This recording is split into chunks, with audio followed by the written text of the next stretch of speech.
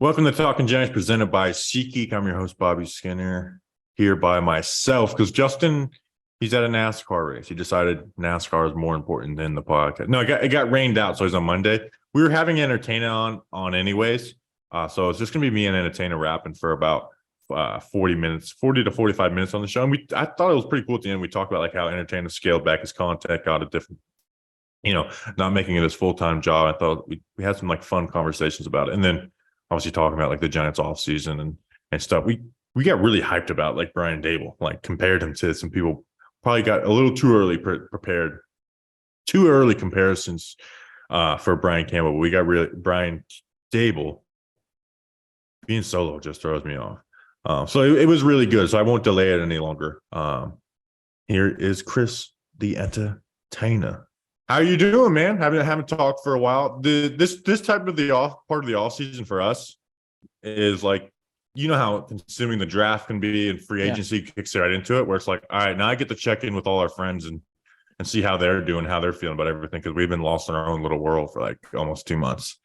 Yeah, I actually think we did this same thing last year, right around the same time, when it was like kind of the dead time of the offseason after the draft, before training camp starts up. You got the OTAs, but there's not much to take out of that unless you get like firsthand experience. So yeah, I'm excited to come on here, talk Giants football with you, and really excited about this upcoming season. I think the Giants knocked it out of the park, and I'm excited to talk about, what they've done so far in this offseason, what you think. But excited to come on, excited to have you guys on, hopefully, as the season gets closer.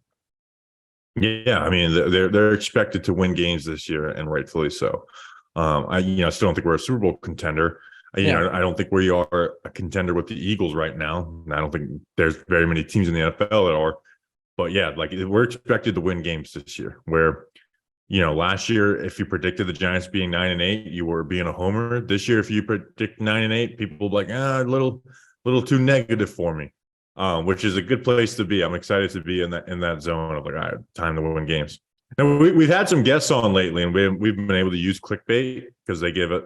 You got any insider info? Like just even insider info. Like Entertainah reveals the Giants' plan at backup left guard. I guess like my only insider info comes from Patty. Every now and again, she'll, and I'm sure you have that too. I think you talk to Art and stuff, but you once in a while she'll throw me like a bone, and she'll be like, yeah, in so many words, expect this. But yeah, I've taken my social media break for about a month now, and I'll probably get active on Twitter and YouTube again in about like 2 or 3 weeks as the offseason gets closer. But I kind of like to just, get away from social media for about 6 weeks every offseason, or at least I started that trend last year, because there's not much to talk about. I don't want to force it. I don't want it to be redundant. I don't want to talk about the same talking points.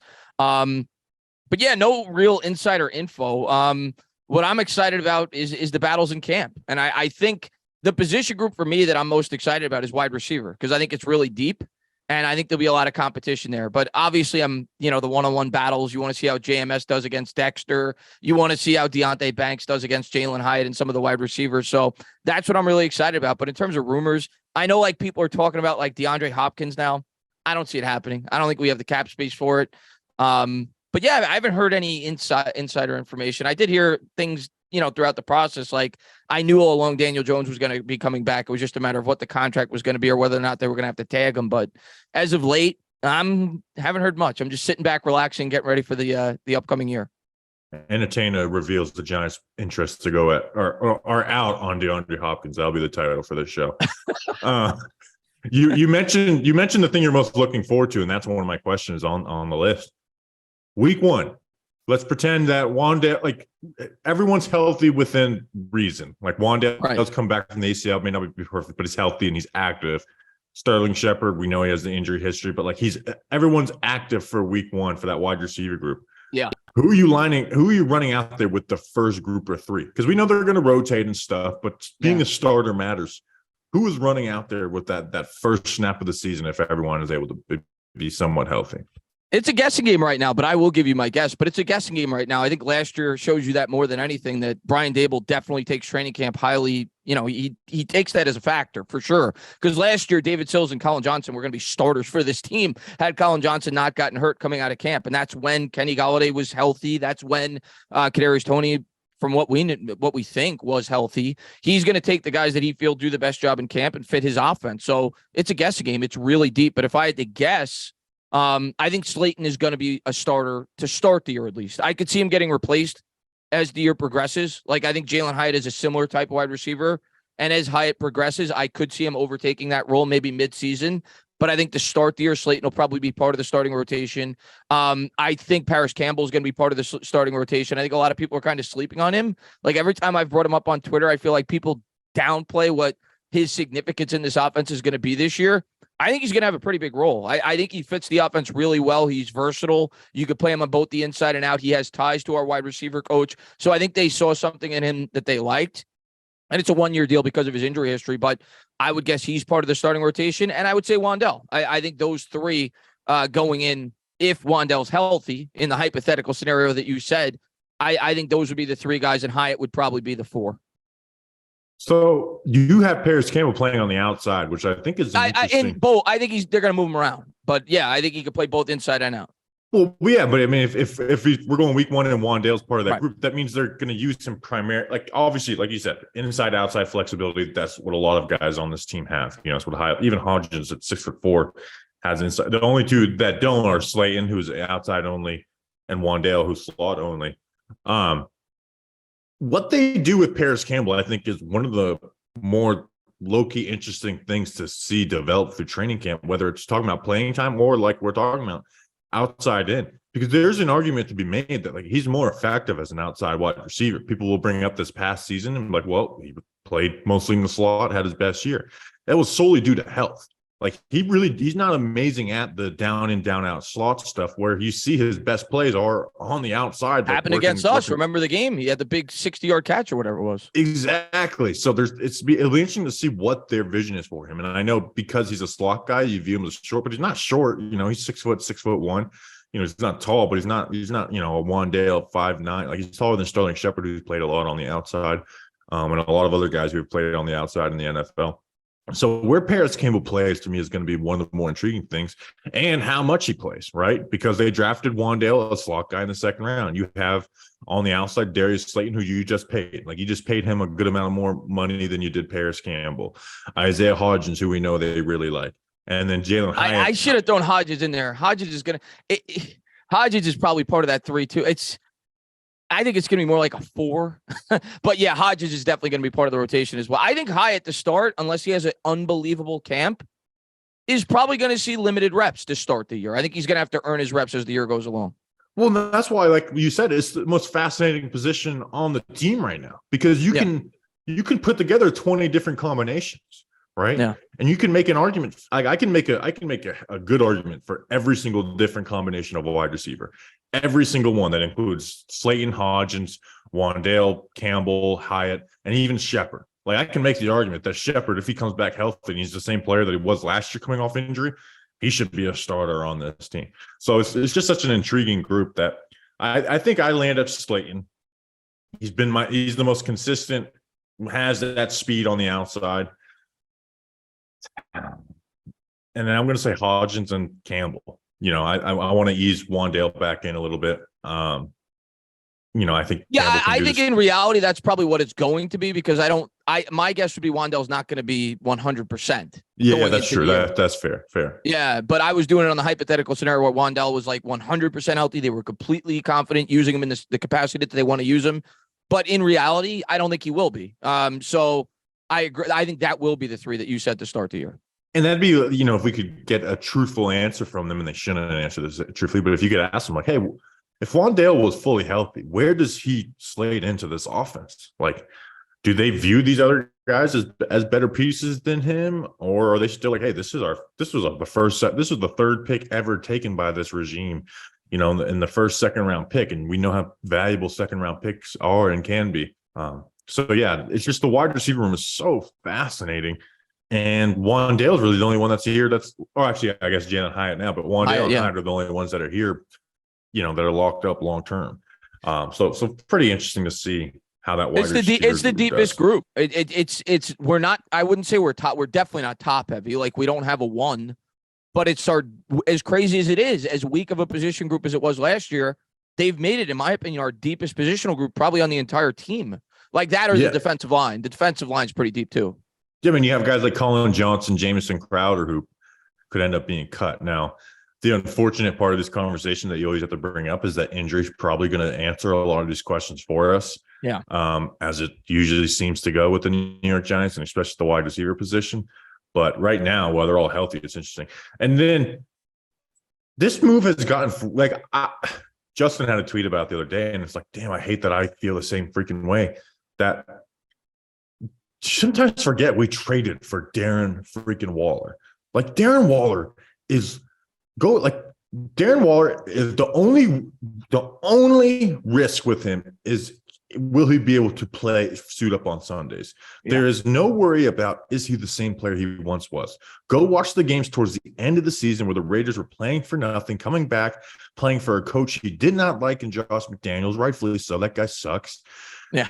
And he's still a star. He is still a star. He is still, I'm going to be your best player when you line up on the field. And that move's like totally gotten forgotten. And it's like we talk about the wide receiver group and not having one. Like Darren Waller is a true. He's our one. He's our one. He truly is. Like, yeah. And we talk about like any of those wide receivers get injured for a few games. It's okay. Next man up, right? Like because you said it's deep. Darren Waller, man, even though we have a good backup in Daniel Bellinger, it's like we need him to be healthy because he is the difference maker. He is what can change this offense. I mean, the guy missed over half the games last year, and he led all tight ends in 20-plus yard catches, right? Darren Waller, to me, Bobby, I didn't mean to cut you off. Darren Waller, to me, Bobby, is what we wanted Evan Ingram to be. Like, he's the better version of Evan Ingram. Like, he's a much better blocker than Ingram was as well. But he's a versatile weapon that's kind of a mismatch nightmare. And I think he opens up this entire offense. Now, would I like a true number one wide receiver to go along with it? Yes. I think that would make this offense like reach another level. But Darren Waller is certainly a number one option. He's a credible number one. Like, I could see him being what Kelsey is for the Kansas City Chiefs for this offense. Like, he could be a guy that you feature for over 1,000 yards and 8 or 9 touchdowns. He's proven that in the past. It's just health, like you said. And it's the same thing with Paris Campbell. It's health. Those guys have to stay healthy. But I think they have a clear plan for every guy that they brought in. And I'm excited. And if you would have told me going into year 2, just based off of Brian Daboll's history as a coach and the way that Buffalo built their offense, that we would construct an offense in the way that we did, I would have said no way. Like featuring a tight end. But to me, it just speaks to Daboll, and he doesn't care. He's not a guy. I've actually frequently compared. I know you're a basketball guy. I've frequently compared him as like the opposite of what Mike D'Antoni was for the Knicks. Like Mike D'Antoni came into the Knicks and he tried to fit his system with the Phoenix Suns, with the New York Knicks. Like he tried to make Carmelo Anthony like a point guard when he first took over the job because he didn't have his Steve Nash. Daboll's like, whatever, just give me players and I'm going to work my talent. I'm going to work my system around the talent that I have. And I think that's a great sign of a good coach. But I'm shocked, if you would have told me 2 years ago that our biggest weapon would be our tight end, but here we are. And I'm excited about it because I saw the ability of this offensive coaching staff to work around the talent that they had. And you think about the mismatches they could create now with all of these players. Yeah, we don't have a number one, but listen, this guy Waller, he's a mismatch nightmare. Like you think about linebackers trying to cover this guy, Barkley coming out of the backfield, if he's back with the team, which I think he will be, it's just a matter of whether or not he's going to play on the tag. He's a mismatch. You think about that, all of a sudden, what that does for guys like Slayton on the outside, now that they don't have as much attention as they did last year, Campbell's versatility, Wandell's versatility. The Giants have a lot of options now in this offense.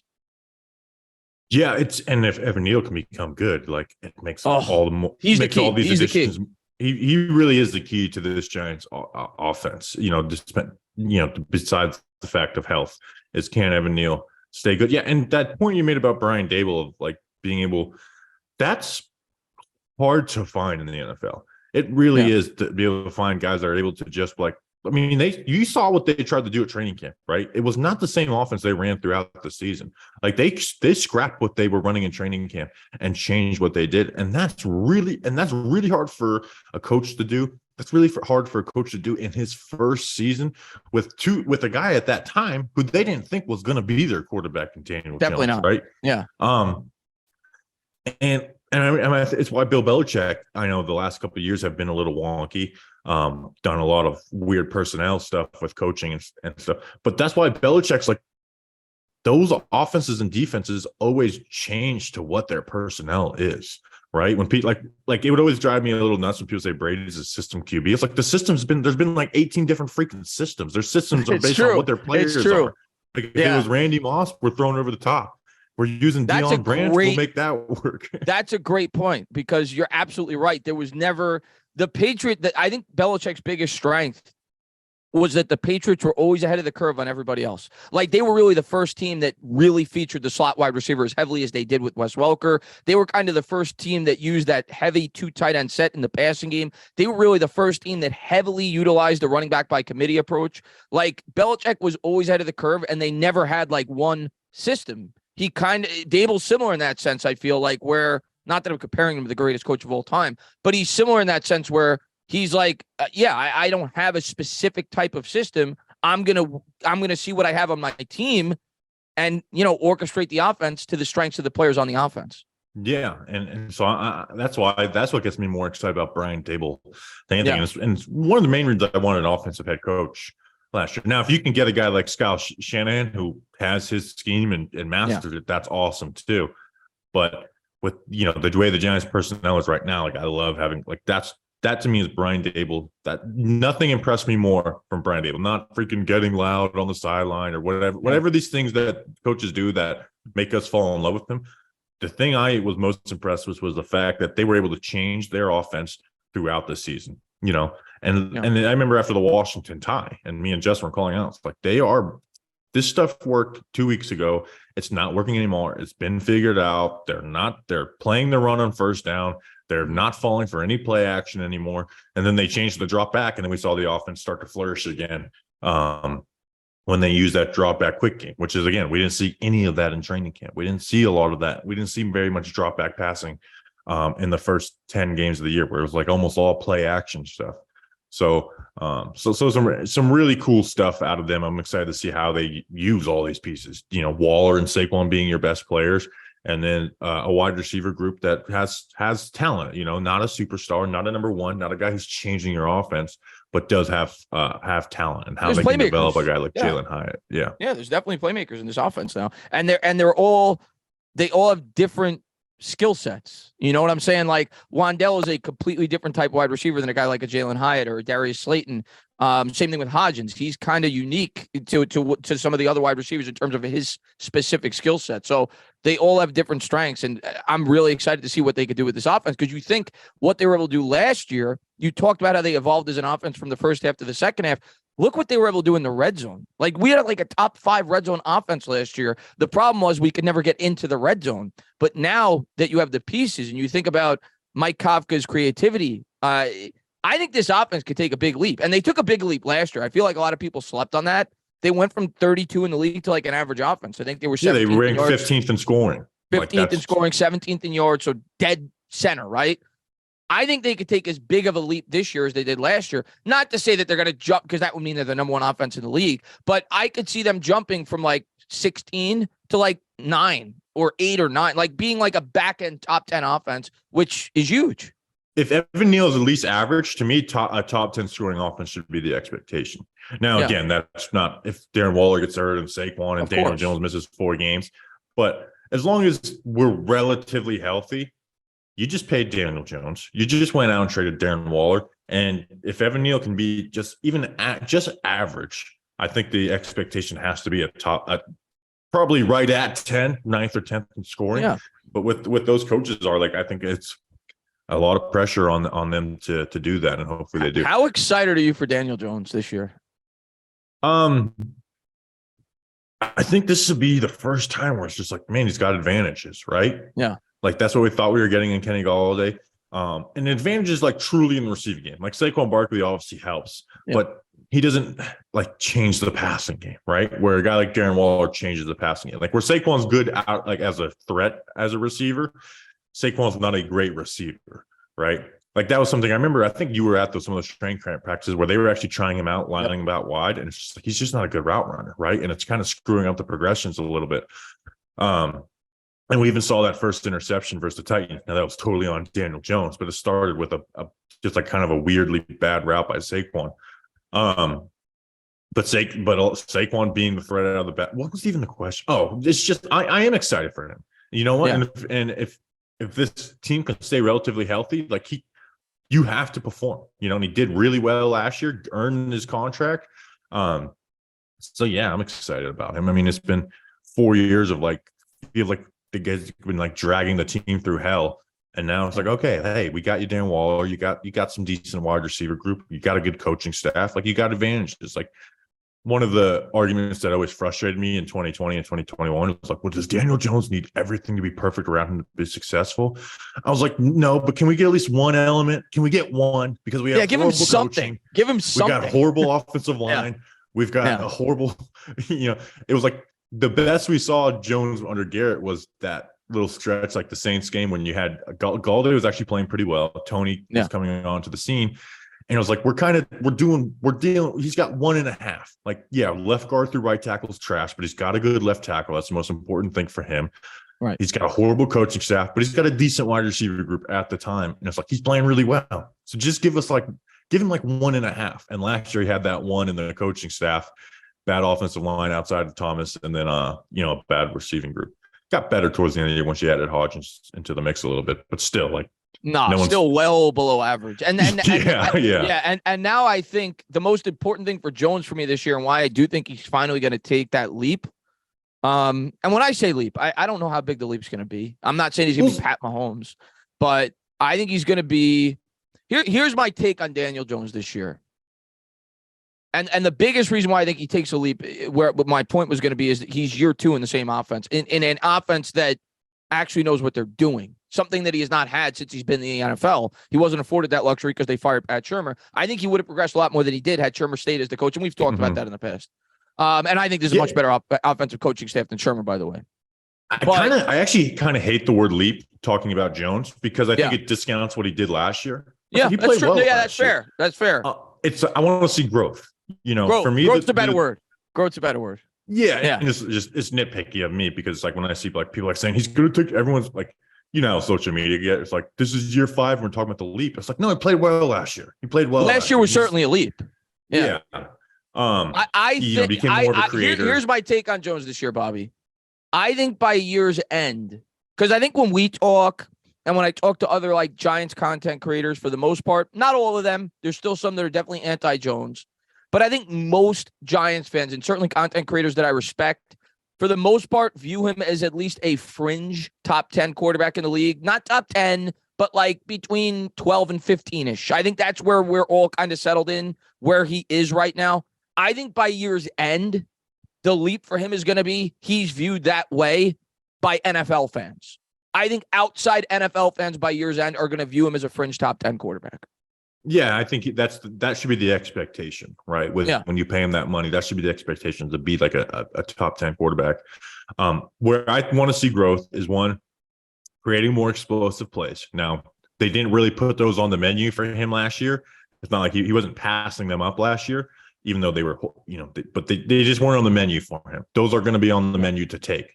And then the one thing that really bothered me about Jones's game last year was, and this is like you got to watch film review, stuff like that. Like they would run these like high-low plays and they would have like a hole on the sideline. Like the wide receiver's there in a hole. There's a safety above him, a corner underneath him, but that's a throw that Jones can make. He can make that. He can make it 9 times out of 10. And he just didn't pull a trigger on those. Now that we have some weapons and there's going to be more, aggression, I want him taking those shots because he ran like last year he played. You go through those games of film wise, like you go and I go through all of them.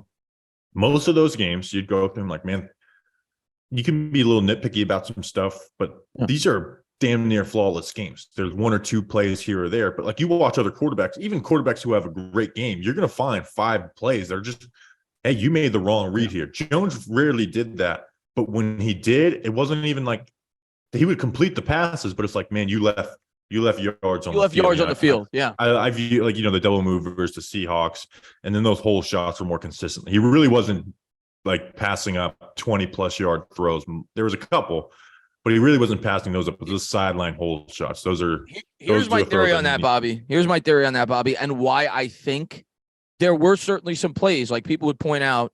You see all the Twitter GMs, not saying you, but like a lot of people that attempt to do film breakdowns, and they'd always point, oh, he left this play in the field, he left that play in the field, he left this play in the field, and I'd be like, okay. But one, we don't know what they're instilling in him, in terms of the coaching staff week to week, what the game plan is. I think Jones and the coaching staff saw how limited of an offense that this was and how limited of a defense that this was for, to take it even further. Because we did not have a lot of talent on defense last year after all the injuries that we sustained, and realized that this was a team that could not afford to make mistakes. So to me, this year, it's going to be different. I think they're going to encourage him. They're going to say, listen, you could throw a few more picks. We can overcome mistakes. It's worth it to try to hit that big play. But last year, I think it was instilled in him that basically, listen, don't make mistakes. Get the ball inside the 20, and then we're going to rely on Kafka to get the ball in the end zone because we have a great offensive coaching staff. But we don't have those playmakers. We got guys dropping footballs, and if we turn the ball over even once in a game, we're going to lose because our defense isn't very good. So especially after McKinney went down and everything else. I agree with that. I agree with that 98%, because if you bring up his low average depth of target, that was the way the offense was built. And that's why I said the 20+ yard throws, the fact that we didn't throw those don't, it bothers me that those didn't happen because I want them to happen. But again, Jones wasn't passing those up. Those were just not on the menu for him last year to throw. But there was there'd be 2 throws a game, not a game, but in some game, maybe 5 or 6. I saw the throws. I know what you're talking about. Yeah. I just want to see the willingness to throw those. That's all I want to see. That's my only concern, is that after 2 years of Garrett in the offense last year, that hopefully we don't have a we went from a guy who was a little over aggressive to a guy who might be just inherently conservative as a quarterback. Too much like Alex Smith. Yeah. Hopefully we haven't reached that point. Again, I'm not, like you said, we're not expecting Gunslinger Jones out there, but we want to see more aggression than what we did with, now that we have these new players, hopefully some development out of Evan Neal. Dude, we've went 25 minutes, and I think we haven't talked about the thing that probably made us the most happy, because I know you and I know me. How did we get freaking John Michael Smith, the best center in this draft, at 57? Dude, I'm telling you, that picked me, and maybe the offensive line bias in me, but I was just like, that was my prayer. When we got out of round 1, John Michael Smith is still available, and I'm like, just get me John Michael Smith somehow, some way. Don't be cute and take the guy who's 2 years younger and more athletic and Joe Tippmann. Get me John Michael Smith. And they didn't have to trade up. They didn't have to do anything. Bobby, I mean, I said it on Twitter a week before the draft. I said my dream scenario was, because in the realistic world of dream scenarios, because I viewed there was 4 or 5 guys we could potentially take in the first round, and Deonte Banks was the guy that I thought fit the defense incredibly well. I know you were you liked the Banks pick. You didn't love it. But Banks, to me, I felt like he fit the defense really well. And I felt like his upside was as high as probably any corner in this draft, or right up there. Porter's up there too. Oh, yeah. Because Porter's got the length. He's 6'4", the long arms. Gonzalez has all the measurables. I remember when I did a video on it. Gonzalez he's like the prototypical, with the size, the speed, the combine performance. But for me, when I saw Deonte Banks, 4.35 40, he's got, I'm not going to say super long arms, pretty long arms. He's physical. He fits the defense incredibly well. He's who I wanted with our pick in the world of reality. I preferred that over going the wide receiver. And then, like you said, once JMS got to the second round, I said, if this guy ever drops to us, we have to take him. I would have been completely fine taking him in the first round. It wasn't my dream scenario, because I do think it would have been viewed as a slight reach, even though I wouldn't have cried about it. I would have been like, listen, if JMS turns out to even be an average center for the next 10 years, he's worth the pick. But the fact you're able to get him at 57 after getting Deonte Banks and then getting Jalen Hyatt on top of it, that was like a dream. And I think we all said the same thing the year before too, in the first round, when we ended up getting both Thibodeau and Evan Neal. That was our dream scenario. But this scenario playing out was much less likely than landing 2 guys inside the top 7 picks that you wanted. To be able to get Banks at 24 or 23, I think it was, after we traded, maybe whatever it was, 24. I think we traded up 1 spot. And then be able to get JMS and then Jalen Hyatt on top of it, it's a slam dunk. And now you've got 3 core pieces on your offensive line. And if those guys work out, you've got the makings of a good line for the next 10 years. Yeah. I mean, it's you have the pieces to get something done, offensive line wise, like going forward. Like you've got to be like John Michael Smith's Evan Neal, the expectation is to be really good. You get picked seventh overall. Yeah. The expectation is to be really good. And honestly, anything less than that's disappointing. If he turns out to be just like a slightly above average tackle, will you take him? Will you give him a second contract? Yes, but it is a disappointment. It wasn't worth the pick. Yeah. John Michael Smith, I really am confident in him that he's going to be a really good center. And then you've got, Azudu. We'll see what he turns in. Bredesen. His health worries me because he gets injured so much, but he's still very young. He's only 24. He's only 24, 25 years old. And I thought he was their best interior offensive lineman last year when he did play. Not saying much. Yeah, no, definitely not saying much. I'm hoping we don't have to give like those not saying much compliments as Giants fans going forward, where it's like last year when I would like to talk about like Tay Crowder or Jalen Smith, and I'm like, Tay Crowder to me is the starter for this team. And people are like, Tay Crowder's trash. I'm like, yeah, I know, but I'm comparing him to Jalen Smith currently at this moment. Yeah. And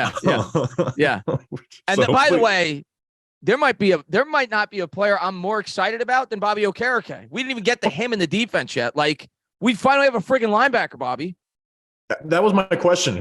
What's your favorite move of the offseason? Is it okay? Listen, people ask me on my channel like 2 months leading into the offseason, what do you think the Giants are going to do in free agency? And I didn't say Bobby Okereke, but I said linebacker because I looked at it like, one, I don't think they're going to utilize a top pick on a linebacker. I don't think it's a position that Joe Shane's going to view as that he wants to invest heavily on. I viewed the linebacking core in free agency as one of the stronger positional groups. And it was beyond a need. You could have argued it was our biggest need going into the offseason. You just said it. Tay Crowder was arguably our best linebacker last year. So I knew that they were going to address that, and I knew it was like 99% they were going to address it in free agency. Bobby Okereke, if I'm being honest, was not the guy that I had circled. He was not like one of my top 2 or 3 guys that I thought we would get. But after we got him, after I got a chance to like look at him and see how I feel he could fit this defense and his upside, you got to remember this guy's only 25. And I think he could be a lot better in coverage than people think. I know that's like kind of like not been what is viewed as his strength, but his athleticism is off the charts when you watch his side-to-side quickness. I think he's a linebacker that you could do a lot of things with. And yeah, like Waller's obviously the sexy move, and I'm super excited about it. I'm really excited about Banks. JMS might be my favorite move, but I think the move that excites me the most is Bobby Okereke.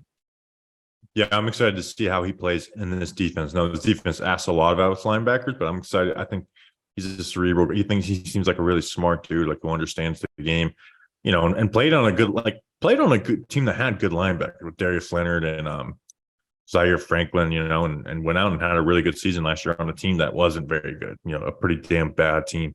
So yeah, Okereke obviously was. When you saw the linebacker free agency market, when you looked at the linebacker draft class, and it just felt like we're getting a linebacker in free agency. It was like day one. I'm expecting us to get a linebacker, and then they did.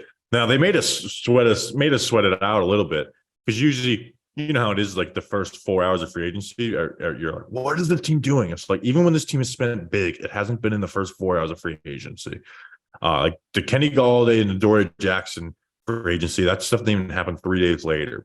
Blake Martinez, like it usually happens around hour 8 or 9 when the Giants make their first big move, but the linebackers were starting to go off the board. It's like, okay, yeah, we got to get one of these guys. Let's not, let's get out of here with one of these guys. So Okereke certainly, linebacker was their weakest position last year. But I thought it was weaker. I don't even think it's close. I don't even think it's close. The first 4 games of the season, you can argue when you're throwing David Sills out there as a starting wide receiver and Marcus Johnson. But once you got Hodgins and Slayton made his way back into the lineup, it was easily linebacker was the weakest position on the team.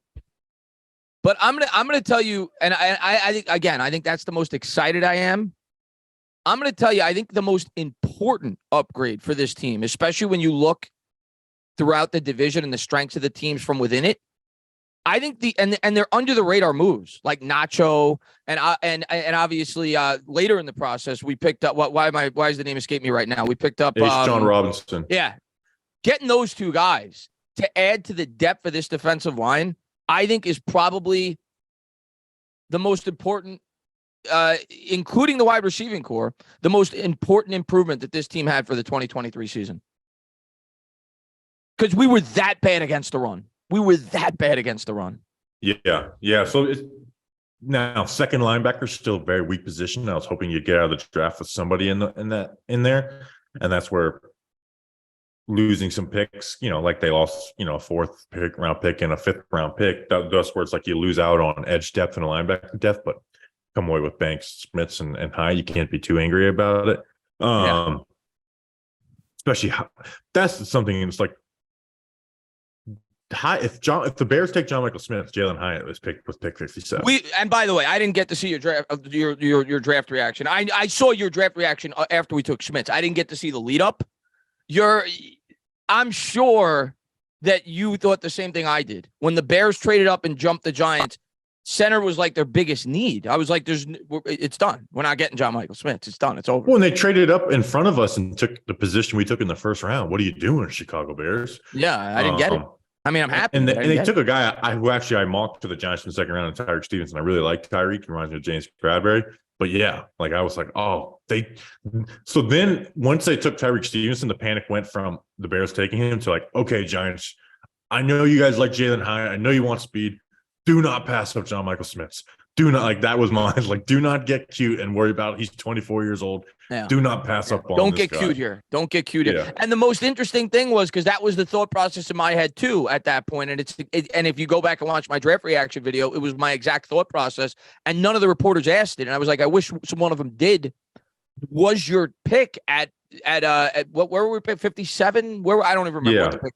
Was your pick at 57 between Hyatt and John Michael Smith? Nobody asked that. And then when you got a chance to watch the draft recap, that's in fact what it was. You saw them going back and forth where Brian Dable was talking to Shane and he said, well, we're going to get one or the other. We're going to either get Hyatt or we're going to get John Michael Smith. So they got a guy that they would have been completely comfortable. And it makes sense because then they traded up like 20 spots to go up and get him in the third round. But they got a guy that would have been completely happy with taking a 57 later in the third round.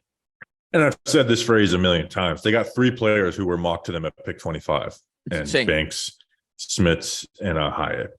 Now, if Hyatt was picked at, if Smits was picked at pick 25, I wouldn't be outraged, but I'd be a little disappointed. Even though I love John Michael Smith, I'm like, I just thought there'd been better players. Bobby, I think you would have been like me. I think you would have been disappointed for like a day or two, and then you'd been like, hell yeah, we got a center. If Hyatt was taken at 25, I would have been outraged. I wouldn't have been happy with Hyatt at 25. I agree with that. But at pick 73, it's like, okay, it's so funny how where a guy's pick totally changes the conversation. Because like when we talked about Hyatt on our wide receiver preview, we were talking about him in the context of like people are putting him in the first round, and I just don't see it. And then it's like, then you pick him at 73. It's like, okay, let's freaking go. Yeah. It's like, to me, he's a better version of Darius Slayton. Like I agree. Where like as fast as he is, he's not a yak guy as far as like making guys miss or anything. And he has great hands, right? Like that's one, which is what makes him better than Darius Slayton. Yeah. And I think he is faster than Slayton. Yeah. Not by a wide margin, but I do think he's faster, and I think he can grow into a better route runner than Slayton is. So, like, my expectations for Hyatt, despite being a third round pick, is to be better than Darius Slayton. Yeah, who I know we like to trash on Darius Slayton. No, he was good for us last year. He was good. I mean, Darius Slayton is the best day 3 pick we had for 5 years, 6 years. Obviously we had some pretty damn bad day 3s for a while. I was really excited about day 3 in this draft. Eric Gray, to me, I think could be a starting back. I love the Eric Gray pick. Trey Hawkins, man, that guy, even like I don't have real expectations for him, but a guy who's that size and can move like that in the 6th round is something freaking beautiful. Physical, Javarius Owens. Yeah. Javarius Owens, I think he could come in and compete to play this season. I really do, despite being a 7th round pick. And we've seen the Bills with Joe Shane hit on guys in the safeties, like DeMar Hamlin was like a late 6th, maybe even a 7th round pick for the Bills. And he was starting by year 2. Obviously he's more famous for the health thing, but it's like he was a starting player for them. And I think Javarius Owens has similar ability. Yeah, and I think those guys, if nothing else, are going to be big time contributors in special teams. And definitely. I know that's like something we don't like to talk about because it's not fun, but the special teams last year for the Giants was awful. And this year, I think that is probably going to be the biggest improvement in terms of a positional group. I think our special teams are going to be much better because now last year with all the injuries that we had and just the depleted roster in terms of talent, you were basically asking special teams players to start. Now you're going to ask special teams players to play special teams. So I think it's going to be a trickle down effect. I think the whole roster is going to benefit from all the, to the improvements to the starting offense and defense. And we had one of the most well-respected special teams coordinators in the NFL. He's so well-respected. Sorry, that's like a stupid joke on the show. It's like all the beat reporters tweet about how well-respected Thomas McGahee is. It's like, we get it. He's nice to you. Which I don't understand. No, I don't understand it. He's just very nice to them. Yeah, no disrespect to him. Like, I'm sure he's a pretty good coach. Like, they decided to keep him to begin with. But, yeah, I agree with you. Like, the results have not been there. Yeah, since I don't evaluate special teams. Like he could be the best or the worst in the league. I have no idea the difference. But I do know that, like, hey, our special teams haven't been an advantage. So I'm really starting to get annoyed with talking about how well-respected this guy is. Yeah. And they'll say well-respected within the building. It's like, that doesn't mean shit to me, how well-respected he is. Are you going to be able to make it to any of the training camp practices or fan fest or anything this year? They fall on the weekend, right? I know most of them are during the week, but there's a few that are on the weekend, right? Yeah. Yeah, so I'll definitely make it a point to go to the Fan Fest. I'm pretty sure is on the weekend, if I'm not mistaken. Maybe Fan Fest is usually on a weekday. It was Thursday and then Friday last year. Maybe I don't want to guarantee I'll be able to make that, but I'll definitely be able to make the training camps, and I'll try to make the Fan Fest. I mean, it's at night, so I should be able to, if maybe not tailgate that long before, but I should be able to make an appearance. But I'll definitely at least go to 1 or 2 training camps. Okay, cool. I want to talk to you about that towards the end of the show. Now that it's like we got our 40 minutes of just Giants football field. Now we can talk about our I could talk about Giants football with you for another 40 minutes if you want. I know. We go all day. So what is your new job? What's the address? How much are you making before taxes? Yeah.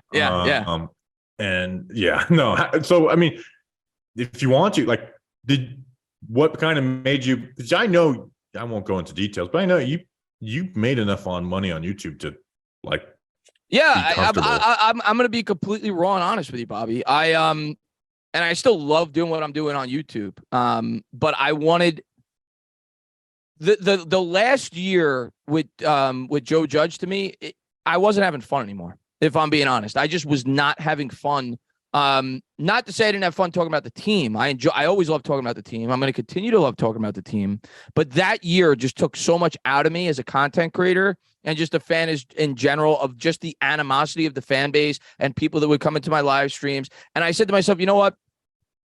I want to start getting more. I want to look for a job outside of YouTube so I don't need to depend on this as my only source of income. So I got a government job. I'm not going to get into specifics, but it's kind of a lower level, entry level government job that I'm going to try to work my way up, and hopefully get up to a higher pay scale. Yeah, killing people, and I just it's not that kind of government job. It's much more planning conspiracies. No, no. Has it been refreshing? Like because I get, like, now I have the luxury of, no matter what the Giants are doing, my salary is the same from John Boy Media. But I'm sure like it had nothing to do with money. I could have kept going on and making just as going live all the time, and it had to do with happiness, to be honest. I agree. With you. It never feel. I'm not going to get into too much specifics. I talk about you more off camera, but I got to a point where it got toxic, where it was like having to deal with this as my only source of income, as my full-time job, my only job at the time. It was making me enjoy it less. And I said to myself, if I scale back and don't have to force content and don't have to, feel the need to go live whenever, and just do it because I genuinely enjoy doing it, which is why I started doing this in the first place, I'm going to enjoy it a lot more, and I'm going to produce, better content. I'm going to produce less content because I'm not going to force it. Like I see a lot of other people, not you guys, but I'm just saying, I felt like I was getting into that trap of just going live and making content to make content. And that's never what I intended to do. So I said, let me go and get a job so I don't have to feel the pressures of, having to just make content to make content. Yeah. And it's kind of like, it's just kind of a weird existence, making content. Not weird is maybe the wrong word, but it's just kind of different, where it's like, you are like, we're talking about the team we love, like stuff we would do anyways, but it's like every job becomes a job, no matter if it's your dream job or not. Right. Yeah. And now we find little things that are exciting about it. But hey, if we were like you on our own, not backed by a company, we would have to make a video talking about DeAndre Hopkins. Like, even if we're saying full no, we got to at least address it because like it's stupid to avoid that type of stuff. I'm going to be honest with you, Bobby. And I remember having this conversation with you when you, and I'm not going to get into specifics, but I remember having this conversation with you on whether or not it was a better idea to do work under a bigger company like you do with John Boy or to do it on your own. And at the time I was of the mindset of I'd rather do it on my own. In reality, I think I'd rather do it the way that you guys have done it. I think I'd like to start my own company. It has its pros and cons, right? Like you got to answer to somebody. If you do something stupid, exactly. You got to. But at the same time, you could produce content when you feel like it, and you don't, like you said, you don't have to make these stupid rumor videos that you see. It's like, in a way, I think you took the better approach.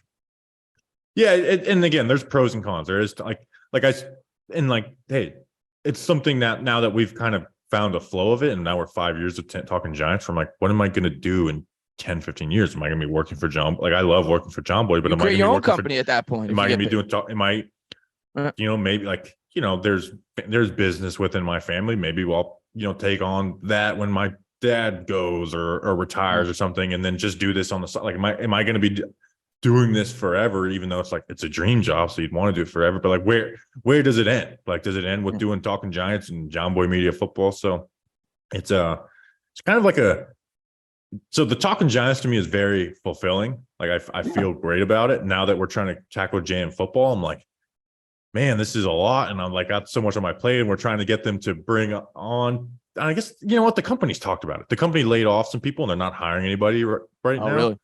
They didn't lay off any content people, but it's like, now I'm on my plate. I'm like, hey, you guys tasked us with John Boy Media Football. It cannot be done without someone focusing on just football content. I cannot do Talking Giants and then just solo do John Boy Media Football and have it be good and have growth. Besides during the draft, because there's crossover. But even then, so I'm like, we need to hire someone, but like, we're not hiring anybody right now. So it's like, I'm stressed about that, even though it's like Talking Giants is super successful. It's one of the more successful things in the company. And on a path to, I think, being pretty profitable. So yeah, I just wanted to kind of get your head on it, because I get it. Like like when people are like, where Entertainah go, I was like, oh yeah, it makes total sense. Like, listen, I'm not going away. I'm not going away. But Bobby, the way I look at it is, I want to make it more of a second job, and I want to have a life off of YouTube. That's what it got to the point. I'm an older guy. I'm 37, and I got to a point where I was like, I'm thinking longer term. I'm like, I eventually, hopefully, very soon, I'm trying to get more established in my career, but I want to be able to start a family and kids. I want to be able to get a house. And for me to have to dedicate all my time to YouTube, and I thought this was the better approach. It's not that I'm giving up on my dreams. I'm still doing what I love to do. I'm still talking Giants. I'm not giving it up, but at the same time, I'm scaling back a little bit. Yeah, and like and we'll finish off with this, where it's like, when I took it at it long term, and I'm glad we could talk about this, so people kind of get a look into our heads. So like, if there is an event, like a family event in season, it stresses me the fuck out, because I'm like, I've got 3 shows we got to do. Got to watch the games, got to watch the film, do the film review, do the offensive line report. And it's like, unless this event is on Friday night or Saturday, like, it's going to throw my whole week off, or even just like a Tuesday dinner. And it's like, is every September to January going to be like that for the rest of my life? Like, can I not make a plan in April ever again because of the NFL draft? Yeah, it's true. So it's cool to get a look into your head and kind of let people see, like, this is obviously fun. I still love whoever's ever watching this, and I know we have a lot of the same subscribers and we work in the same community. I still love each and every one of you guys. I'm not going away. I appreciate all the support you guys always show.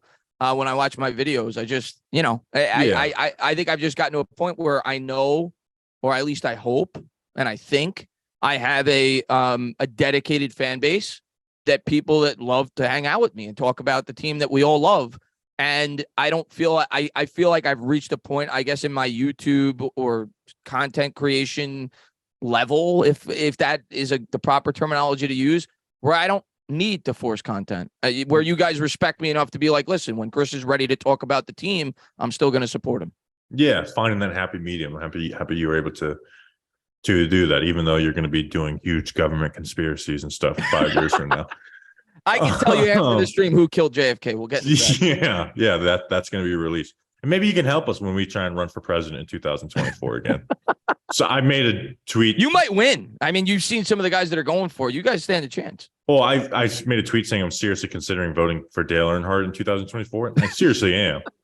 And someone replied, like, "What's your politics?" Which is like, well, you live in the heart of not to get into politics, but where DeSantis, you live where he's from, so you know all about him. I'm not the biggest fan of him, and obviously Biden's not the most popular president. So if you want to know who I vote for, though, just go to my Instagram. I posted who I voted for. It's a great plug for my Instagram, and it can either make you. It can't make one of the sides angry, but it can make both sides angry or understanding. Did you I voted vote for myself. Dale Earnhardt? No, I voted for myself. Oh, you voted for like everyone says they hate both the options. Then it's like, well, don't pick them. Yeah. Also, I'm like, you know what? I don't care. Like, this country's screwed anyways. Both these people. All right, I can't believe we put this in. Maybe cut this out, Justin. Basically, what I'm saying is like our politics are broken, and yes, Chris is going to fix them. They've been broken since we've been alive, Bobby. And Chris is going to fix them, even if he has to cover up a few national conspiracies. All right, Chris, we appreciate you. All right, we don't have any ads, so I can just end this. We appreciate you guys. We'll be back on Friday. It'll be me and Justin. I'll be back home. Justin will be back home too. Both on the road right now. I was gonna say, where are you? Because that's not your normal setup. Spain. I'm visiting Spain. You're in Spain? I may just stay here. I love it here. You're in Spain? Yeah, I'm gonna be like, Michael Scott when he comes back from the Bahamas. Or no, he came back from Jamaica, and I'm just gonna be like, well, in Spain, this is how we do it. And we take naps at 3:00.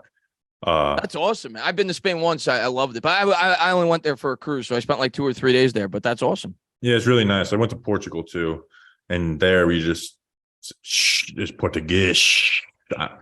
You just say everything with shh. That's how they do it here. No. All right, we appreciate you guys. We'll be back on Friday. We basically talk politics, and then I annoyed every single listener from Portugal. We'll see you guys Friday. Until then, let's go Big Blue.